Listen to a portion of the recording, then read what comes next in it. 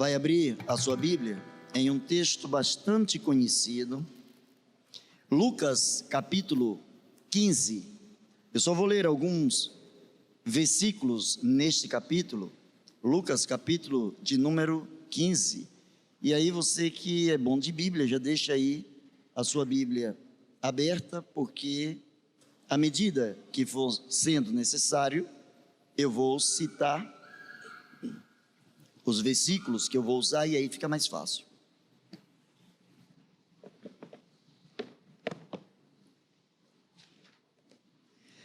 Eu quero começar apenas com o versículo de número 4, o versículo de número 8, depois eu vou pular, aí eu vou lá para o 22, 23 e 24. Lucas 15, 4, 8, depois 22, 23 e 24. Nessa altura você já encontrou, já leu, já conhece o texto decoradamente. Diz assim a palavra do Senhor: que homem dentre vós, tendo 100 ovelhas e perdendo uma delas, não deixa no deserto as 99 e não vai após a perdida até achá-la? Versículo 8: ou qual a mulher que tendo 10 dracmas, se perder uma dracma, não acende a candeia e varre a casa e busca com diligência até achá-la?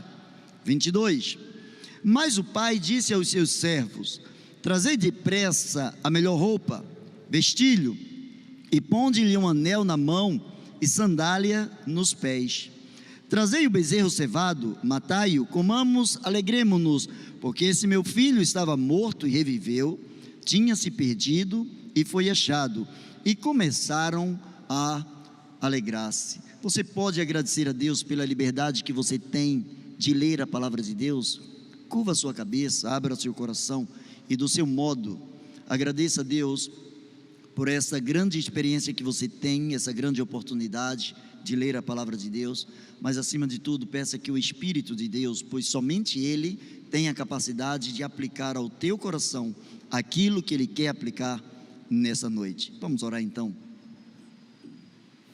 Pai bendito, muito obrigado pela leitura da Tua palavra, e em nome de Jesus, que o Teu Espírito aplique essas palavras em nossos corações.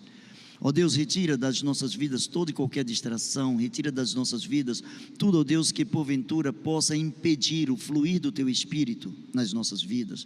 Pai, em nome de Jesus, concede-nos a Tua graça, o Teu favor, enche-nos da Tua presença, Senhor. Fala aos nossos corações, pois oramos a Ti em nome de Jesus. Amém.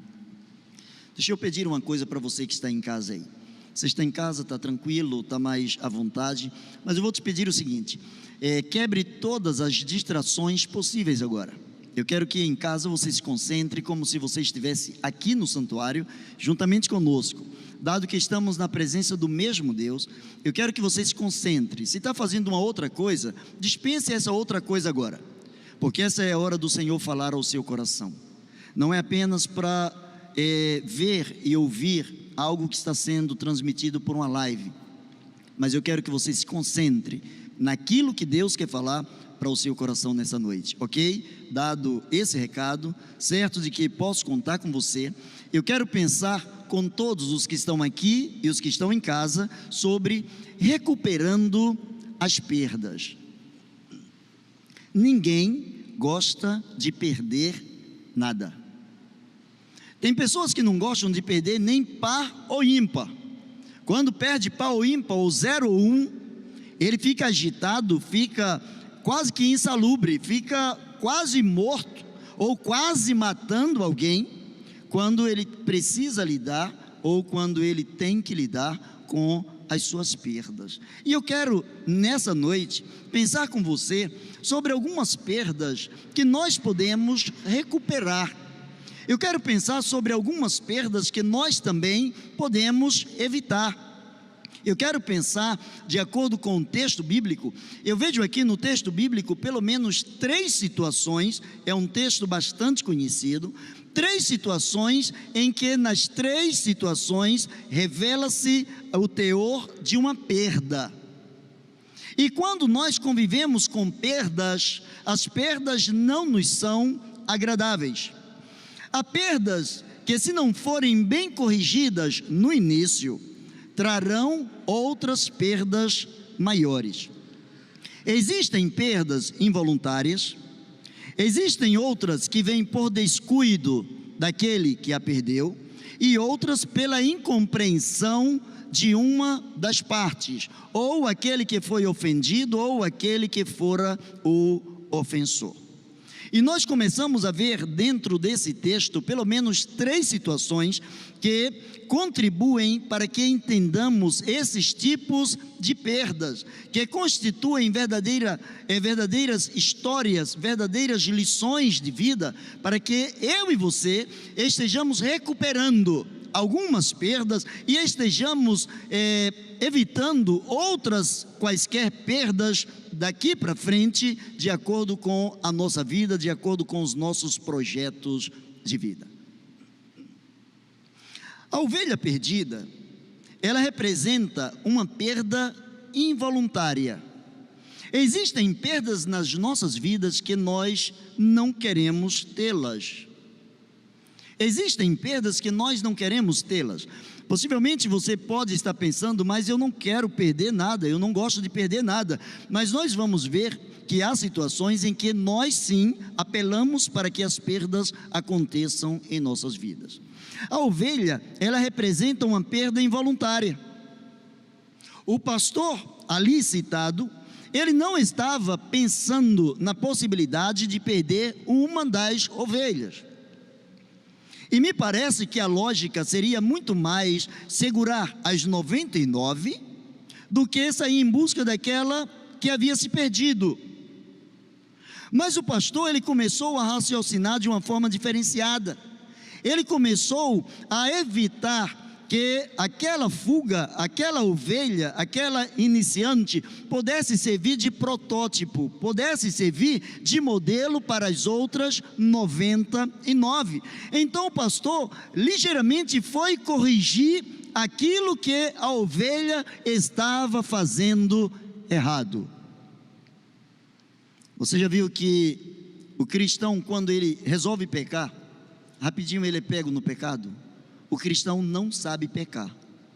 Ele peca porque o pecado é gostoso. O ruim do pecado são as consequências. Mas se o pecado fosse igual a limão nos olhos, ninguém pecaria. O pecado, ele é gostoso, suas consequências são desastradoras. Quando nós olhamos para aquela ovelha que saiu, que fugiu, a Bíblia não diz quanto tempo aquele pastor saiu procurando aquela ovelha, em quais lugares ele procurou aquela ovelha. O certo é que a ovelha simplesmente desprestigiou a presença do pastor e das demais ovelhas, fugiu do aprisco, saiu daquilo que seria o seu lugar, o seu reduto de segurança, e simplesmente saiu para se aventurar, sabe a que e a que custo. Mas o pastor começa a corrigir, para que outros problemas maiores não estivessem acontecendo com as outras ovelhas que estavam no aprisco. Ninguém se torna um praticante de grandes delitos de uma hora para outra. Ninguém se torna um grande traficante de drogas de uma hora para outra, como que algo do acaso. Mas a mente humana, ela trabalha sob condicionamento, e ela vai experimentando cada vez mais, se podemos usar a palavra grandeza, a grandeza da descoberta, e muitas vezes as pessoas vão focando suas descobertas, aprimorando suas descobertas, e quase sempre, ou em muitas das vezes, não para as coisas que contribuem para o bem, mas para aquelas coisas que dissolvem um relacionamento sincero com Deus e com o Senhor Jesus Cristo. As perdas, há perdas, aliás, há do verbo haver, há perdas que sua recuperação depende de ajudas de outros. Por exemplo, essa ovelha, diz a palavra de Deus que ela se desgarrou, e o pastor foi procurar. Eu tenho dito que depois da pandemia, quem era crente, realmente crente, servo do Senhor, vai ser um crente, super servo. Quem era um crente mais ou menos não vai resistir, não vai resistir. E não é palavra profética, não é uma palavra para te derrubar, é uma palavra para te orientar a não cair. Se você é um cristão firme, a palavra do Senhor diz: aquele que estiver em pé, tenha cuidado para que não caia. Aquela ovelha, ela pensava que estava em pé, ela pensava que ela estava firme, e ela estava tão firme acerca dos seus próprios conceitos, que ela se arriscou a sair da presença do pastor, do curral, das demais ovelhas, e foi aventurar a sua vida, e foi fazer aquilo que ela achava ao seu bel prazer, que seria o certo fazer. Mas aquela ovelha, ela termina entendendo que o seu retorno só se deu porque alguém se preocupou em buscá-la. Alguém se preocupou em guardar as 99 e foi em busca daquela que estava perdida, aquela que era super ovelha, aquela que era dona do seu próprio nariz, seu focinho, aquela que era dona das suas próprias ideias. Ela não conseguiria voltar, e essa perda seria irreparável, porque essa perda não foi uma perda que o pastor programou ter, foi uma perda involuntária. E por isso o pastor vai lá e traz aquela ovelha. Mas no segundo caso, nós encontramos a palavra de Deus falando de uma mulher com uma dracma perdida. A dracma, ela representava uma perda por descuido. Existem perdas nas nossas vidas que são perdas oferecidas ou perdas que acontecem, realizadas por conta de um nosso descuido. Recentemente estava falando com um irmão, que ele disse que foi salvo, Deus o livrou, Deus lhe deu um grande livramento. Iria ele e mais uma outra pessoa comprar pão numa determinada padaria, e de repente, na hora de sair, ele sentiu que não deveria ir, disse: não, você vai, eu fico. E a outra pessoa foi, o amigo foi. Enquanto o amigo estava indo, alguém se distraiu com o celular, dirigindo o seu carro, e enquanto foi olhar para o seu celular, o seu carro subiu na calçada, atropelou aquele homem que veio a óbito instantaneamente. Existem, portanto, perdas que são oriundas de descuidos. Você está cuidando das coisas que têm valor na sua vida? A dracma representava coisa que tinha valor, era uma moeda, mas a Bíblia diz que eram 10 dracmas, ou seja, era muito comum, no tempo em que a palavra de Deus se refere aqui, era muito comum que as noivas recebessem um colar ou uma pulseira feita de moedas, e essas moedas eram oferecidas pelo noivo. Ele oferecia um colar ou uma pulseira feita de moedas, dizendo para ela: eu tenho um compromisso com você. É o que hoje nós usamos como aliança. Ele estava dizendo: eu tenho um compromisso, e esse compromisso, ele tem valor para mim. E esse valor era expresso através das moedas, através das dracmas. E ele havia dado 10 dracmas àquela mulher. E a Bíblia diz que aquela mulher perdeu uma dracma. Ora, se ela perdeu uma dracma, e eram 10, ela não foi zelosa o suficiente, para tomar conta daquela que se perdeu, tanto quanto daquelas outras que estavam sob o seu cuidado. Existem alguns descuidos na vida da gente, que se a gente não atentar, se a gente não perceber, se a gente não fizer a leitura correta, essas perdas, esses descuidos vão trazer consequências, vão trazer coisas ainda maiores, consequências ainda maiores. É o tipo, uma mentirinha, que depois vira uma mentira, que depois vira um mentirão, que depois vira uma situação irreparável. Estamos vivendo o modismo do todo mundo faz, ou o contrário, mas ninguém faz mais isso. Qual é o seu nome? Tem alguém aqui ou em casa cujo nome seja ninguém? Alguém tem o seu nome aqui? Ninguém? Pelo menos no sobrenome. Seu sobrenome é José? Ninguém? Tem alguém com o nome ninguém? Então você não é ninguém. Você também não é qualquer um. Você tem um nome próprio. E você recebeu de Deus algumas coisas que são de valor, porque você tem ou deve ter um compromisso com Deus. E essas dracmas Ele vai cobrar. Essas dracmas Ele vai requerer de você. Porque só se doa a alguém alguma coisa quando esta pessoa é de confiança.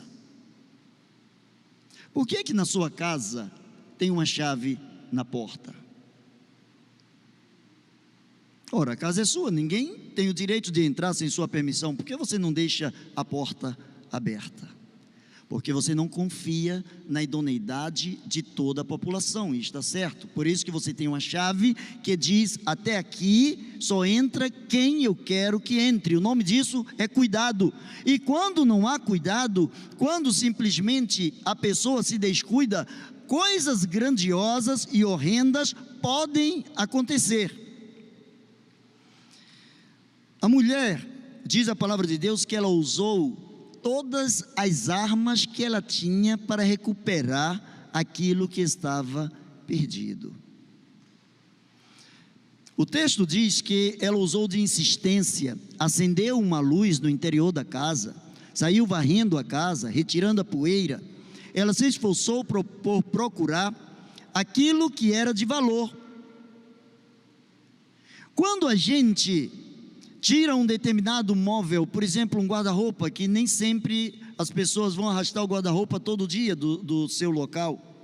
Quando se passa um determinado tempo e tira-se o guarda-roupa do lugar e vai se varrer, você já descobriu quanta poeira fica ali, quantas coisas ficam impregnadas ali, às vezes pedaços de papel, moedas, ou quaisquer outras coisas que ficam amontoadas debaixo. Às vezes você fica perguntando como tais coisas chegaram aqui.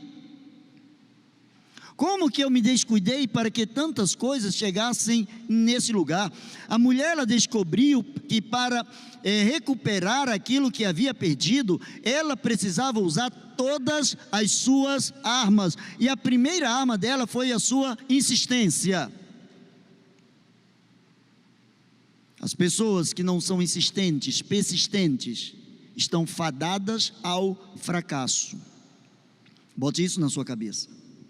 Se você não é persistente, se você não tem raiz, se você não luta por aquilo que você quer, se você desiste fácil, você está fadado ao fracasso.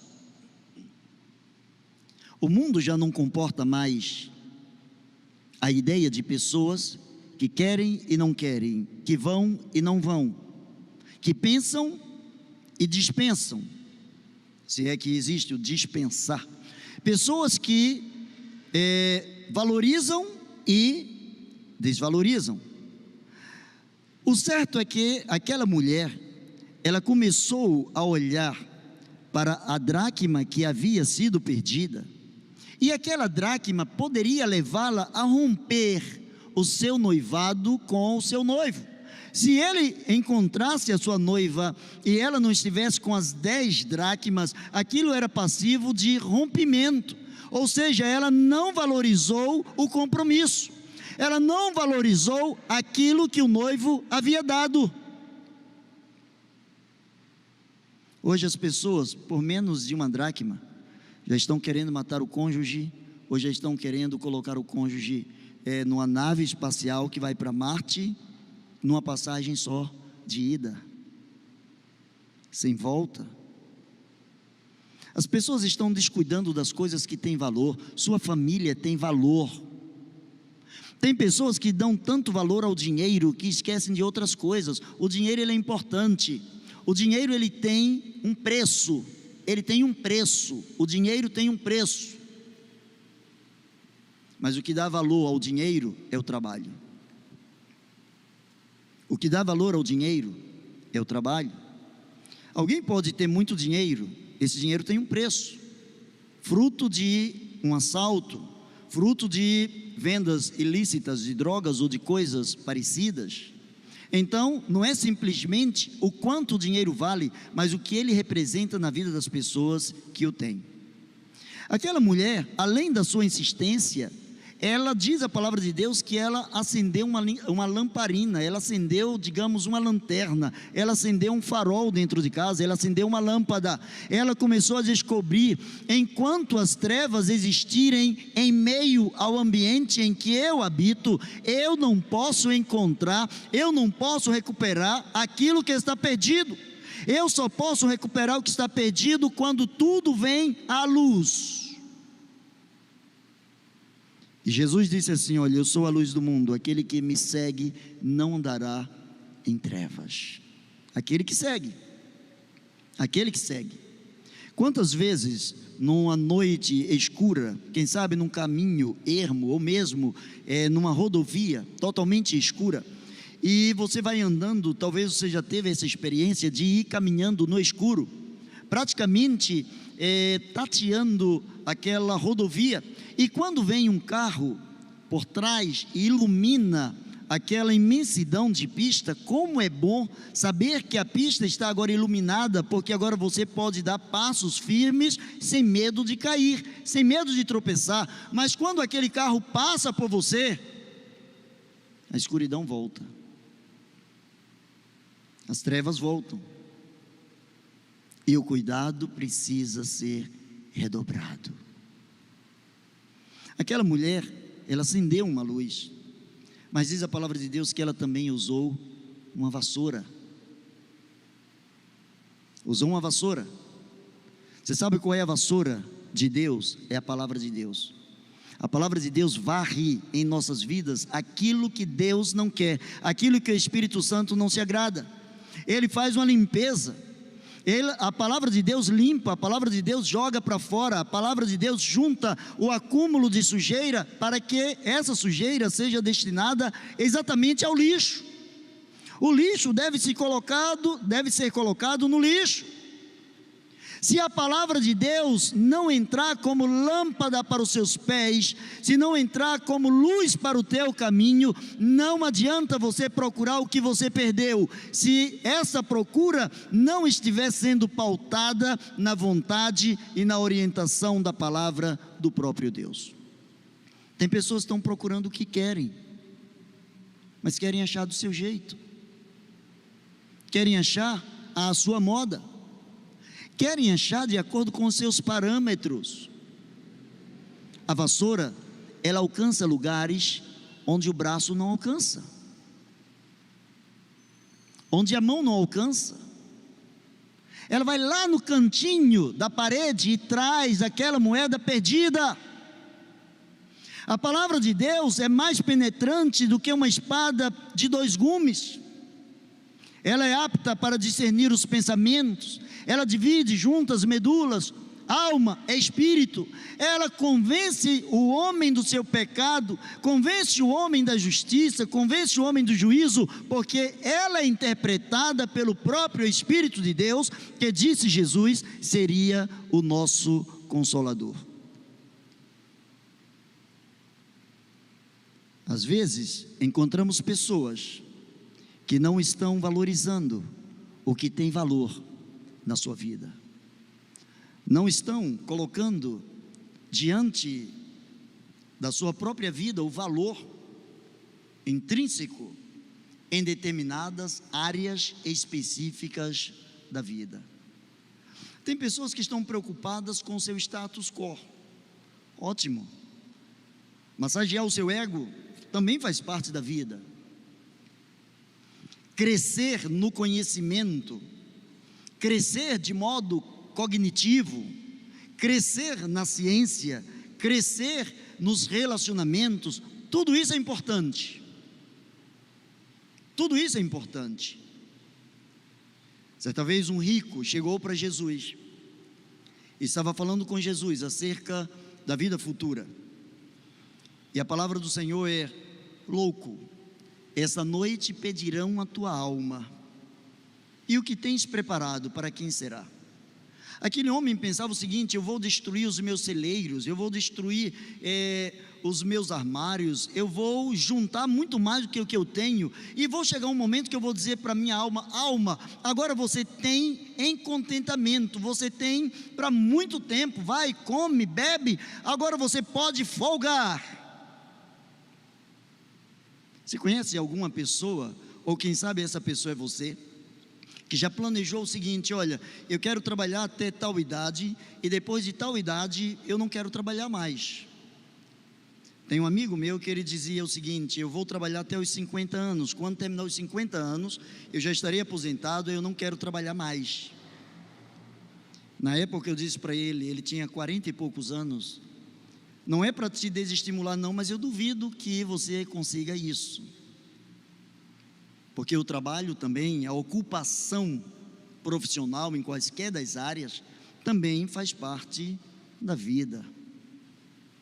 A menos que alguém se programe para mudar de ramo, ou mesmo viajar um pouco mais, aproveitar um pouco mais, mas o dinheiro ele chama dinheiro, e problema chama problema. Não tem como ser diferente, um abismo chama outro abismo. Não é errado você se programar para o futuro, mas o importante é você saber que o futuro não existirá se não houver o presente. Você precisa valorizar o presente. Não é à toa que o nome desse tempo em que vivemos é presente, é um presente de Deus. O tempo atual chama-se presente. Pessoas que se preocupam em demasia com o futuro são pessoas que não vivem, que são pessoas que o tempo todo estão debaixo de uma cobrança, pessoas que o tempo todo estão voltadas para aquilo que pode faltar. Preste atenção numa coisa aqui, preste bem atenção aqui e responda para você mesmo. Você já viu que a grande maioria dos teus problemas estão relacionados, a maioria está relacionada com o futuro? Pare e pense. Talvez o medo agora de muitas pessoas, o futuro de morrer, o medo de ficar desempregado, o medo de coisas que ainda não aconteceram. Na empresa estão demitindo muitas pessoas, então eu posso ser o próximo. Como eu posso ser o próximo? Ou seja, ainda que seja futuro, eu já estou com medo hoje. Aquela mulher, ela descobriu que ela precisava insistir. Se ela queria trazer de volta aquilo que era de valor, ela precisava pagar um preço, e o preço era procurar, era buscar. Se lembra de alguém que falou certa vez: pedi e dá-se-vos-á, buscai e achareis, batei e abri-se-vos-á? Cuidado com as pequenas perdas, cuidado com as pequenas perdas. Há pessoas que estão perdendo a sensibilidade. Nesse momento de pandemia, muitas pessoas piraram, literalmente piraram. O emocional das pessoas está de cabeça para baixo. As pessoas estão tensas, nervosas, querendo resposta de tudo e de todos, respostas que elas mesmas não têm. As pessoas estão procurando na sociedade aquilo que está faltando dentro delas. As pessoas estão procurando nas outras aquilo que não encontram nelas. E quando não encontram nas outras pessoas, também começam a criticar as outras pessoas, porque foram ao poço e o poço não tinha água. Foram buscar e não encontraram.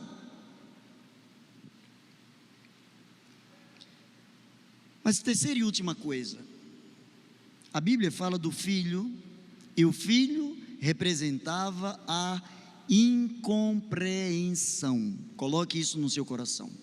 O filho representava a incompreensão. Sabe por que muitas vezes perdemos bênçãos e bênçãos, oportunidades na vida? Porque não queremos compreender o Pai. As pessoas que batem no peito: Senhor, mas por que comigo? Senhor, por que comigo? Em que você é melhor do que os outros? Você pode dizer: olha, eu sou a pessoa mais fiel que tem nessa terra, eu sou a pessoa que mais teme ao Senhor, eu sou a pessoa mais obediente. Ótimo, parabéns, segue em frente. Tinha alguém mais obediente que você? Jesus.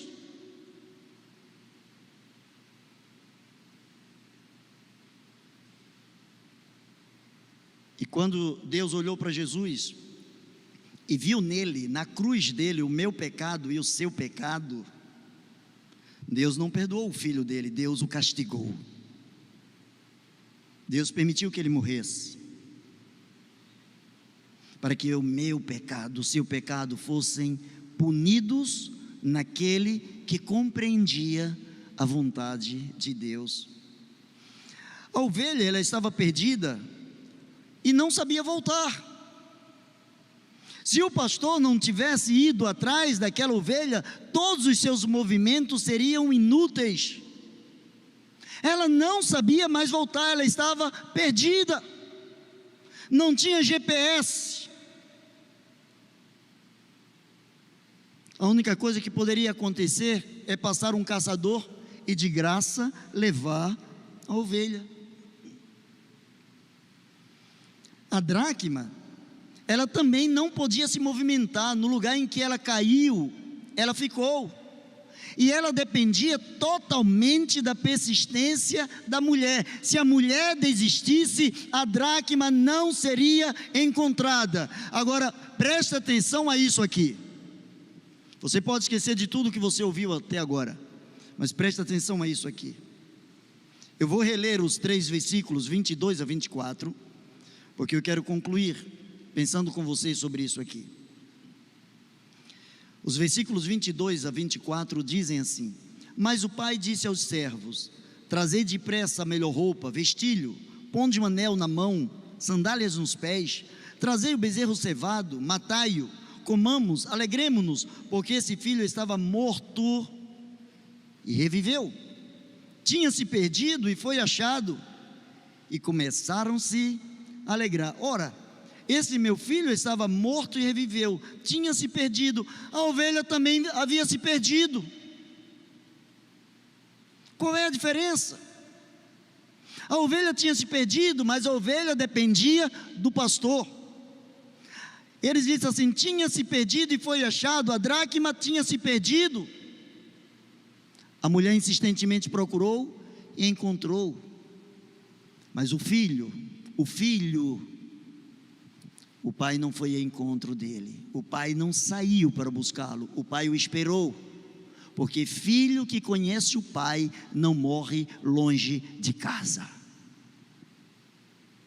Filho que conhece o pai não morre longe de casa. Somente ele, das 3 situações, somente o filho tinha condições de por ele mesmo voltar. O filho sabia que ele estava perdido. O filho sabia que os seus movimentos trariam arrependimento, e o filho sabia que o único movimento que poderia colocar dentro do coração do pai, apaziguando a tristeza do pai, era o seu arrependimento. Irei, pois, ter com meu pai e dir-lhe: pai, eu pequei. As pessoas chegam diante de Deus com uma lista: eu já fiz isso, eu já fiz aquilo, eu ajudei A, eu ajudei B, Senhor, o tempo todo eu fui fiel, o tempo todo eu fiz isso, eu fiz aquilo. O filho chegou, sabe qual foi o orgulho dele? O orgulho dele foi confessar o seu pecado. Isso é grandeza, isso é hombridade, isso é ter entranhado na sua alma, na sua personalidade, características do pai. Eu vou ter com meu pai, eu vou dizer: pai, antes de tudo eu pequei diante dos céus, eu pequei diante de ti. Mas o movimento era dele. A ovelha não tomou nenhum movimento, a dracma não tomou nenhum movimento, mas o filho tomou. O filho, ele resolveu voltar. Agora veja que coisa interessante. O pastor se lembrou sozinho. O pastor pegou a ovelha, colocou nos ombros e trouxe de volta para o redil. A Bíblia diz que de uma forma gostosa, ele veio saltitante: encontrei você, encontrei você, encontrei você. Graças a Deus o lobo não chegou antes de mim. Estava ele sozinho. Aquela mulher, nem os da sua casa comemoravam com ela. Vê lá no texto, diz que ela chamou as amigas. Cadê a família? Alguém que tem 10 dracmas e perde uma dracma, não tem cuidado da dracma. Aquela mulher não nasceu do além, ela não é sui generis, não nasceu de uma lâmpada de Aladim. Aquela mulher tinha uma família, mas cadê os familiares que não tinham prazer em festejar com ela? Ela precisou chamar os amigos. Quem se descuida, perde até a família. Quem se descuida, perde até a família. A nossa mente, ela só registra vitórias, conquistas, quando nós celebramos. Você sabia disso? Você recebeu uma promoção no seu trabalho. Você recebeu uma promoção no seu trabalho, mas você vê aquilo ali, que era algo que você muito queria, mas você não festeja, você fica muito na sua, muito na retilinidade. A sua mente não registra aquilo como conquista. O que acontece quando o seu time faz um gol? Você vibra. Você já viu como o coração fica? Você vibra, não sabe o que vai acontecer até o final. De repente o adversário vira o jogo, mas você aproveita aquele momento e vibra. Qual é a vibração que você está fazendo com as coisas que têm valor na sua vida, na sua história? Você tem vibrado com a sua família? Você tem vibrado com o seu relacionamento com Deus? Você tem vibrado por ser uma pessoa idônea? Você tem vibrado por ser alguém à imagem e semelhança de Deus? Ou isso não é conquista para você? Se não é conquista, a sua mente não registra como vitória. E se não registra como vitória, é algo a mais. E se é algo a mais, esse algo a mais pode ir embora. Mas para concluir, o pai faz ao contrário. Vê a reação do pai. Diz que quando o filho se aproximou, o pai correu ao seu encontro, o pai o abraçou, o pai o beijou, e o pai começou a caracterizar o filho. O pai começou a dizer: filho meu anda bem vestido, filho meu tem um anel no dedo, que seria hoje uma espécie de cartão de crédito, filho meu tem crédito, coloca alparcas nos pés, por onde ele andar, onde pisar a planta do pé dele, é dele, filho meu é rico, filho meu não come lavagem de porcos, filho meu não depende dos outros, não mendiga diante dos pseudos amigos, filho meu volta para casa, porque ele sabe que na casa tem muito mais do que alimento. Na casa do pai existe perdão.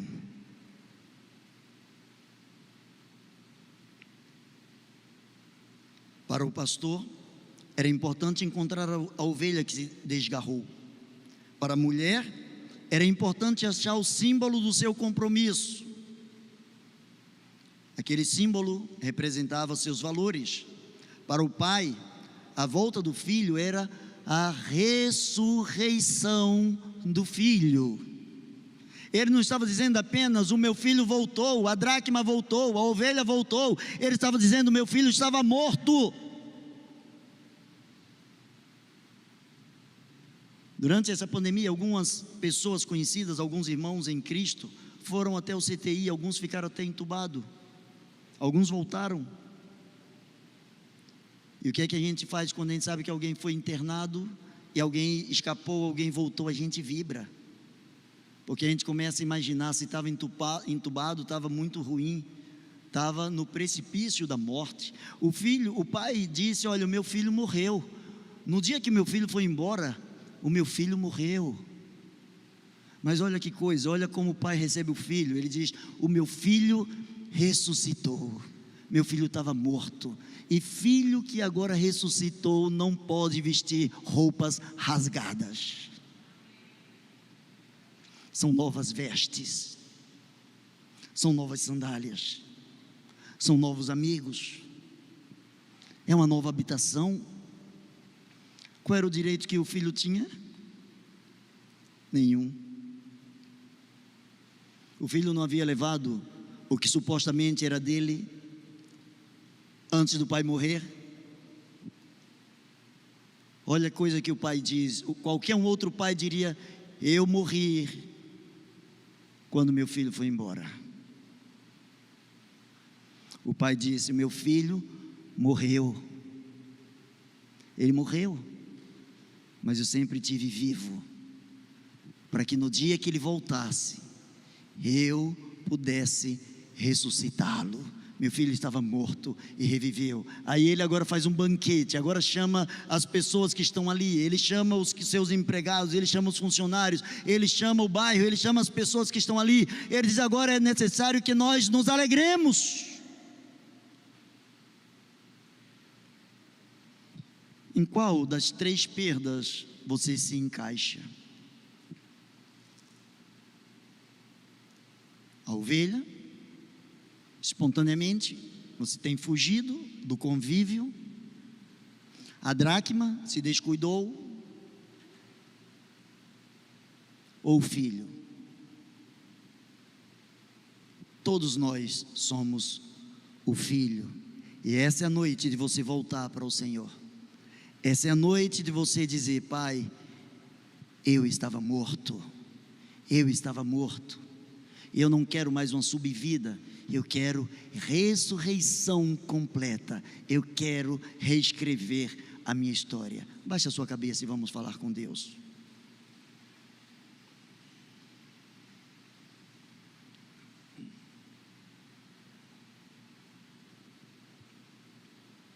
Meu filho estava morto, mas o meu filho reviveu. Eu quero convidar você nessa noite a ressuscitar na presença do Senhor, renovar a sua vida na presença do Senhor, voltar ao primeiro amor. Para voltar ao primeiro amor, você precisa ser diligente como aquela mulher, precisa de uma vassoura, precisa tirar a sujeira da sua vida, precisa tirar as coisas que te impedem de crescer. E aí em casa, ou aqui no presencial, eu quero desafiar você nesta noite a trazer alegria para o Pai. O Pai nunca morreu, mas eu quero que você ressuscite nessa noite.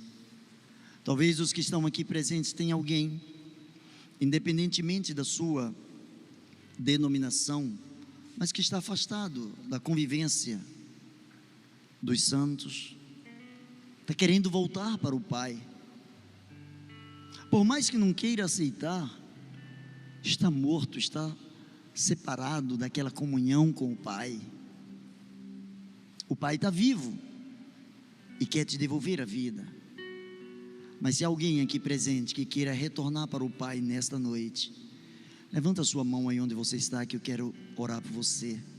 Alguém que queira voltar ao primeiro amor, ou aí na sua casa: eu quero voltar ao primeiro amor, eu quero voltar a ser quem eu fui. Eu quero ser alguém zeloso pelos valores da minha família, valores da minha vida, valores morais e espirituais, aqui ou em casa. Eu quero orar por você. Deus abençoe você que está renovando seu compromisso com o Senhor. Deus abençoe você que está dizendo: Senhor, eu quero voltar ao primeiro amor. Talvez tenhamos também alguém que ainda não declarou Jesus como seu Senhor e Salvador, e que ainda não entenda muito bem o que é voltar para o Pai, mas quer ir ao Pai, quer se chegar ao Pai, declarando Jesus como seu Senhor e Salvador. Aí também na sua casa você pode tomar essa decisão, e nos faça conhecer a sua decisão através do chat aí, para que oremos por você. mas vamos orar agora pela sua vida. Pai bendito, Deus de infinita misericórdia, Deus Todo-Poderoso, em nome de Jesus, tão somente em nome de Jesus, atende o nosso clamor, atende, ó Deus, aos desejos do coração dos teus filhos nessa noite. Pai, nós queremos recuperar, principalmente a vida diante de Ti, Senhor. Ó Pai, nós queremos ressuscitar, queremos ser achados por Ti como a ovelha foi achada pelo pastor, queremos ser achados por Ti como aquela moeda fora encontrada por aquela mulher que insistentemente procurava. Mas nós queremos também voltar para Ti, Senhor. Queremos, ó Deus, ter a dimensão da necessidade que nós temos de nos colocarmos diante da Tua presença, para Te dizermos, ó Deus, o quanto nós somos limitados, para confessarmos as nossas falhas, os nossos pecados, e recebermos graça sobre graça, pela Tua misericórdia, em nome de Jesus, amém e amém. Deus abençoe você.